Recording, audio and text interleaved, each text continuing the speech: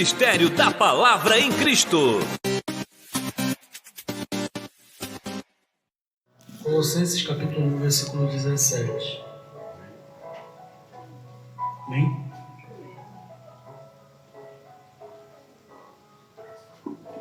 Diz assim: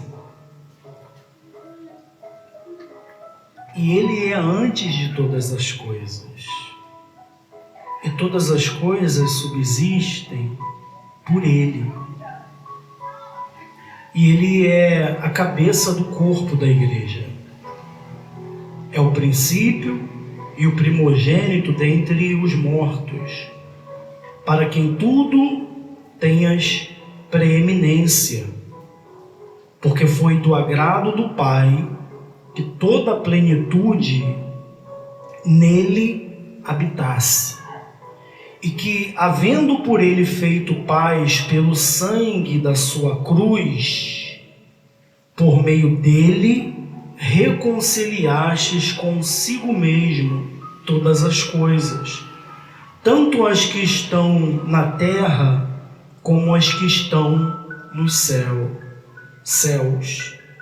A vós também, que noutro tempo erais estranhos e inimigos no entendimento, pelas vossas obras más, agora, contudo, vos reconciliou no corpo da sua carne, pela morte, para perante ele vos apresentar santos e irrepreensíveis e inculpáveis. Gente, foi o sangue, foi o sacrifício do nosso Senhor que nos proporcionou a oportunidade de sermos lavados, remidos. Foi o sangue derramado naquele madeiro, e o principal, a Bíblia fala que se ele não tivesse ressuscitado, a nossa fé seria vã. Então, o que estaríamos fazendo aqui?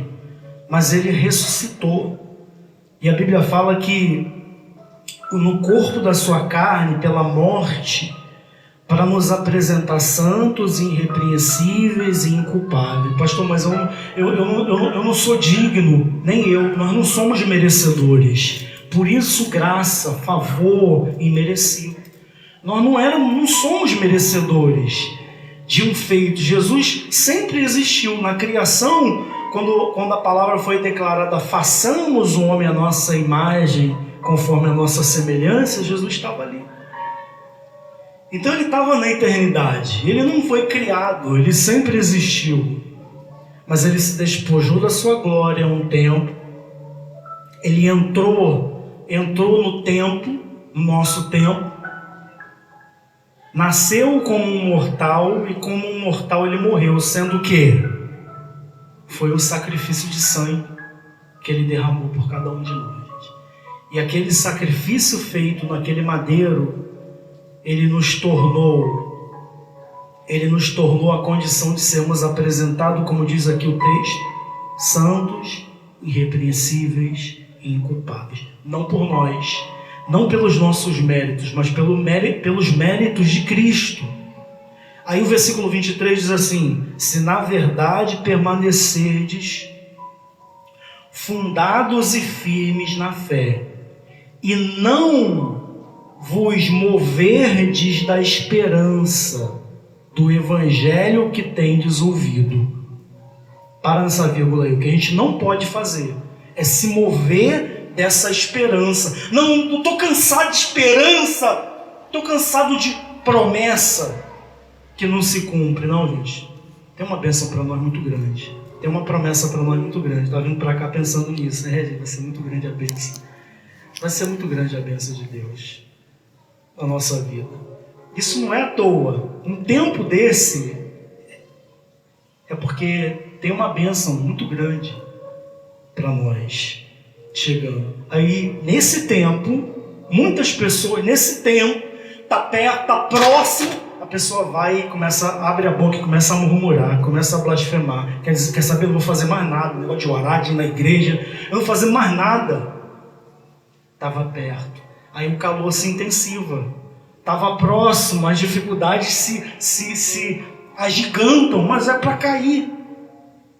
O que a gente não pode fazer é se mover da esperança, é sair dessa esperança do evangelho que tem desolvido. A gente ouviu o evangelho, é o evangelho da salvação, não é o evangelho do conto de histórias, de revistas em quadrinhos, não, é o evangelho genuíno do nosso Senhor. E quem fez a promessa não foi um mortal como nós, foi o Deus imortal.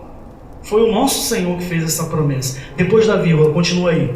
O qual foi pregado a toda criatura que há debaixo do céu, e do qual eu, Paulo, estou feito ministro.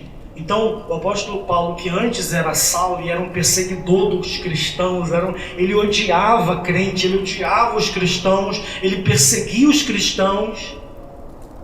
Deus transformou a vida daquele homem, mudou o nome dele, agora está ele dando testemunho, está ele sendo usado para a igreja de Colosso, está ele sendo usado pelo Espírito Santo para falar que nós não devemos e não podemos nos mover da esperança do Evangelho.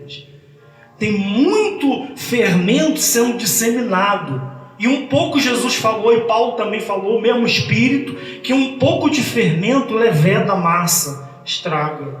Então é isso que o Satanás, sabendo dessa palavra, ele conhece essa palavra, ele diz lá que vai usar os seus, e tem usado, infelizmente, pessoas que não vigiam, deixam as escrituras e vão para os contos, vai para a fantasia da sua cabeça, da sua mente, se perde.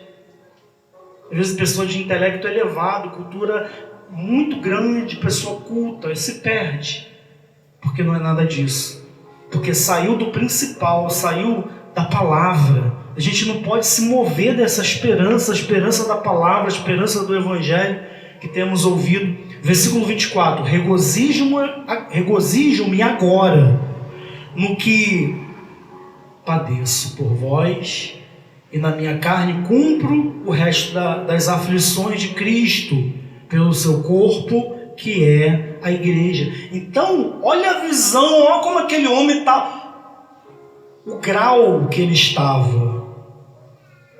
Ele se regozijava, se regozijou por padecer na carne, para cumprir o resto das aflições, porque ele estava sendo afligido. Pastor, então quer dizer que a vida dos heróis da fé, a vida dos homens e mulheres de Deus, é só cajado, só aflição, só tristeza, só dificuldade? Está amarrado, não é nada disso, porque ele sabia ser honrado, sabia também ser humilhado. Então ele teve momentos muito maravilhosos, tempos lindos de honra, sabia ter muito, sabia ter pouco. E é dentro dessa palavra que ele fala: eu posso todas as coisas naquele que me fortalece. Então não era um homem que, na hora que estava tudo bem, glória a Deus, aleluia, que alegria. Na hora que a dificuldade vinha, reclamava contra Deus, murmurava: cadê Deus? Deus me abandonou? Nada disso. Então eu me regozijo agora no que padeço. Então ele estava padecendo um momento, um tempo, mas é um tempo. Depois vem honra, depois da luta vem a vitória. Depois de padecer pelo nome, pela causa. A fulano está padecendo também, está fazendo um monte de coisa errada, tem que padecer mesmo, e é o fruto do que ele fez. Agora, quando se padece pelo nome, pela causa, aí o peso de glória é muito grande, que na terra não tem como mensurar, e Deus não vai dar tudo na terra, não tem como. Tem riquezas muito maiores guardadas nos céus para nós. Versículo 25: da qual eu estou feito ministro segundo a dispensação de Deus, que me foi concedida para convosco, para cumprir a palavra de Deus. Ah, pastor, mas cumprir a palavra de Deus, eu não posso passar luta. Para cumprir a palavra de Deus, eu não posso passar aflição. Então a pessoa que ela está esquecendo só do principal, ler a palavra, conhecer as escrituras. Porque o apóstolo Paulo estava padecendo, em Cristo eu padeço. Ele estava padecendo uma situação. Entenda, gente, não é a vida toda. Eu não quero skin, eu vou querer nada. Não é a vida toda, não é um tempo, 5 anos, 10 anos, nada disso.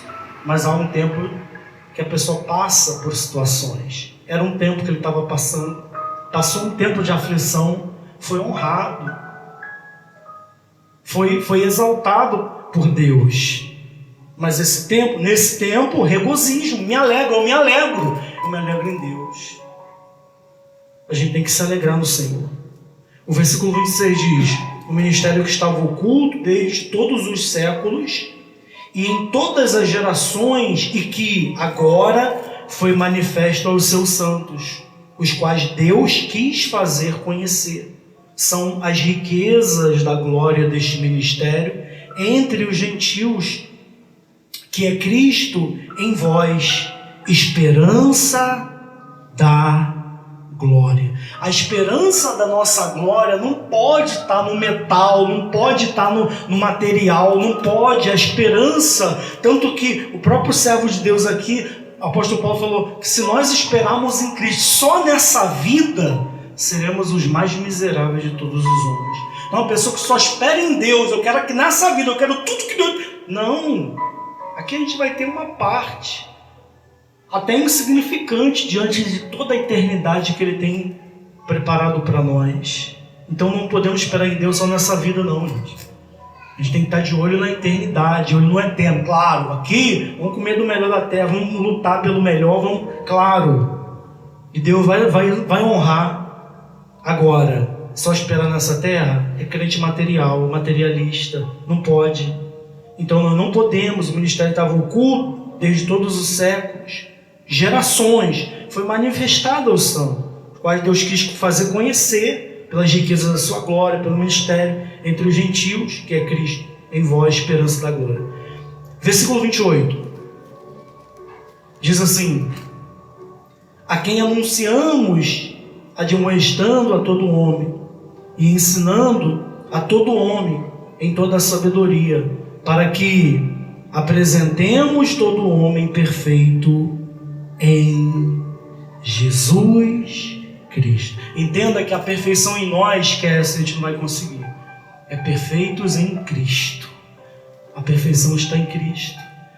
Tanto que o que o Senhor falou para Abraão: Abraão, anda na minha presença e ser perfeito. Na presença dele, claro que é um exemplo muito longe, mas é como uma pessoa que trabalha para alguém e na presença do patrão ou do encarregado de alguém que está ali vendo, e ela está ali, ela vai fazer tudo certinho, ela não vai fazer nada errado, porque ela está na presença daquela pessoa, ela quer acertar tudo, fazer tudo direitinho. Então, na presença de Deus, a pessoa não vai... eu estou na presença de Deus. Por isso Deus falou para Abraão: Abraão, anda na minha presença e ser perfeito. E aqui, o Espírito Santo, falando através do apóstolo Paulo, declarou: para que apresentemos todo homem perfeito em Cristo Jesus. A nossa perfeição não está em nós, não é isso. A nossa perfeição está nele. E tantos esse exemplo é dado aqui na igreja tantas vezes, né? Quando a gente faz o que a palavra está dizendo, estamos sendo perfeitos. Em nós, não, a palavra não é nossa, a palavra é dele. A gente está obedecendo a palavra. Estamos sendo perfeitos em Deus, perfeito em Jesus Cristo. Para a gente terminar aqui, versículo 29 diz: e para isso também trabalhamos, combatendo, segundo a sua eficácia, que opera em mim poderosamente. Guarda a palavra, e a chave está aqui no combate, combatendo.